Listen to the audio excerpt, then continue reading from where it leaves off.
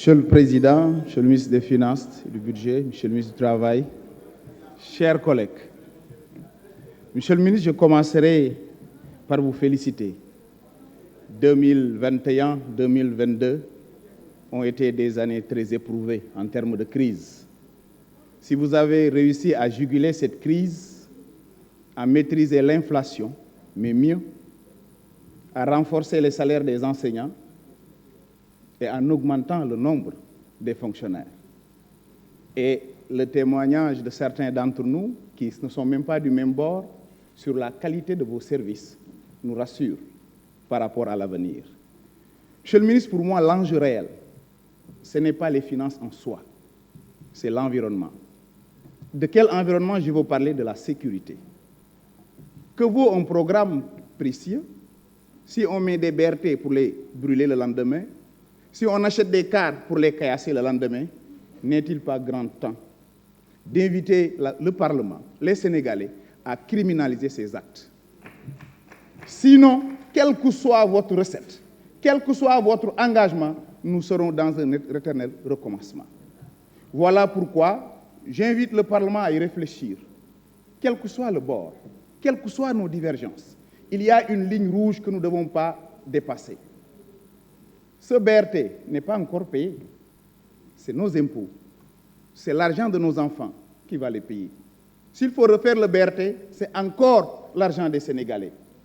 Alors, le temps des régimes est éphémère, les hommes passent, le Sénégal demeure, quel que soit le camp, quel que soit le ministère, quel que soit votre engagement. J'entends dire d'ailleurs que vous êtes appelé Messi. Messi, je parle de footballeur par rapport à ce que vous faites. Et la réaction dans cette salle, quand vous parlez, en dit long. Même ceux qui ne sont pas d'accord avec vous, vous respectent dans ce métier, de par le parcours, de par le discours, de par l'attitude. Voilà pourquoi j'interpelle toute la classe parlementaire à réfléchir davantage sur ces comportements-là. Car tout ce que l'on dit, prenons 10 000 milliards, prenons 100 000 milliards, si c'est pour brûler après le BRT, si c'est pour brûler après les édifices publics, à quoi bon de les faire? Ressaisissons-nous, chers collègues, quel que soit le bord. Voilà pourquoi, Monsieur le ministre, je pense que vous êtes dans la bonne voie. Je pense qu'après l'inauguration des grands chantiers par le grand maître Abdoulaye Wade, longue vie à cet homme, le président Macky Sall a multiplié par 2. Il a fait que terre, ay express, ay train la fi fekk ñu ngi ci train yi, port la fi fekk ñu ngi ci port yi, aéroport la fi fekk ñu ngi ci aéroport yi, je peux citer encore. Il a multiplié par 2 et c'est ça le développement. C'est permettre aux cultivateurs de Kaffrine de pouvoir, après la récolte, acheminer sa récolte. C'est les bonnes routes.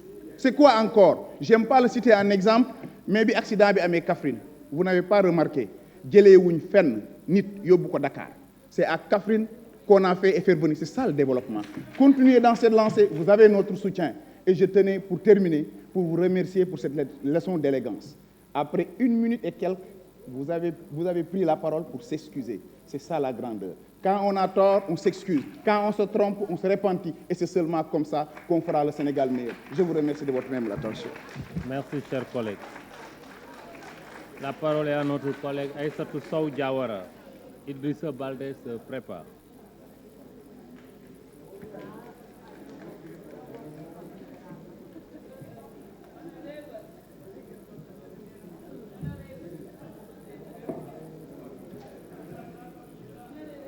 Monsieur le Président de l'Assemblée nationale, Monsieur le ministre du Budget, des Finances et du Budget, Monsieur le ministre du Travail, Mesdames, Messieurs les hauts collaborateurs, les hauts fonctionnaires qui accompagnent les ministres, chers collègues.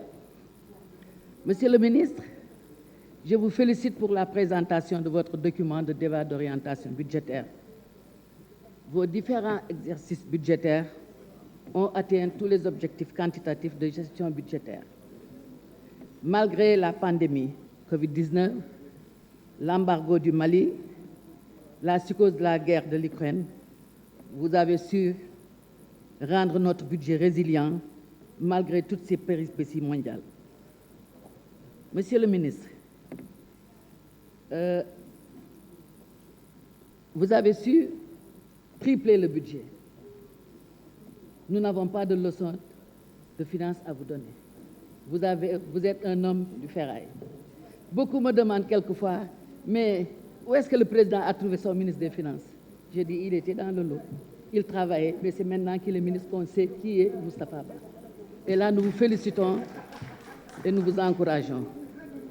Parce que quand vous parlez, vous avez le verbe facile.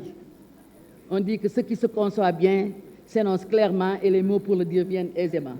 Donc quand vous parlez, on sait que vous connaissez votre domaine et vous excellez dans votre domaine.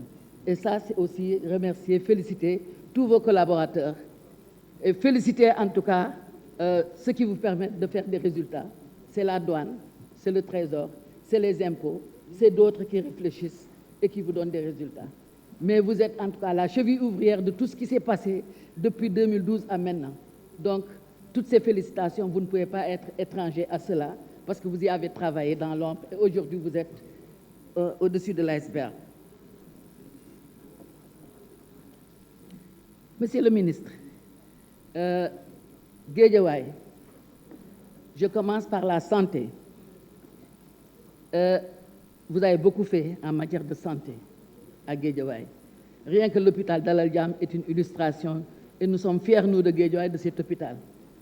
Le président a financé la procréation médicalement assistée, les pavillons de maladies, comment dirais-je, infectieuses, etc., etc. Mais, monsieur le ministre, nous avons des problèmes. Même si vous avez beaucoup fait, il reste encore à faire.